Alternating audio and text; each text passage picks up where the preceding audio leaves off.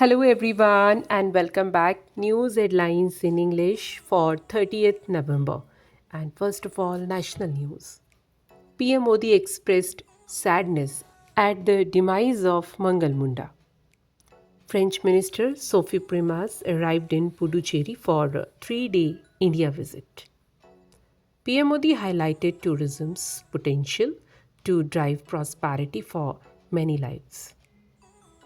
UGC to introduce flexible duration options for UG degree courses. Home Minister Amit Shah inaugurated All India Director Generals and Inspector Generals of Police Conference. Government approved 40 projects worth 3,300 crore to develop iconic tourist centers to global standards. Indian astronauts selected for joint ISRO NASA mission to International Space Station complete initial training. Now, international news. Russian Defense Minister visited North Korea to talk with military, political leaders. UK to publish plan to reduce immigration, PM Starmer. Tariff war with US can be avoided, a confident Mexican president says.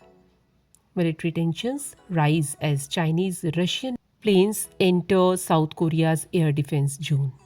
Spain introduced paid climate leave for workers following deadly October floods. Now, some sports news. Shubman Gill returned to nets after recovering from thumb injury.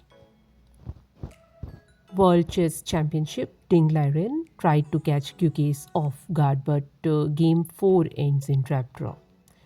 Syed Modi international badminton favorite Sindhu Lakshya stroll into semi-finals. Business related news. India's real GDP growth slumps to multi-quarter low of 5.4%.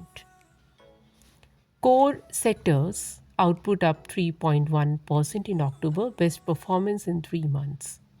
Union government proposed increase in FDI limit in insurance sector to 100%. And that's all in news. Thank you.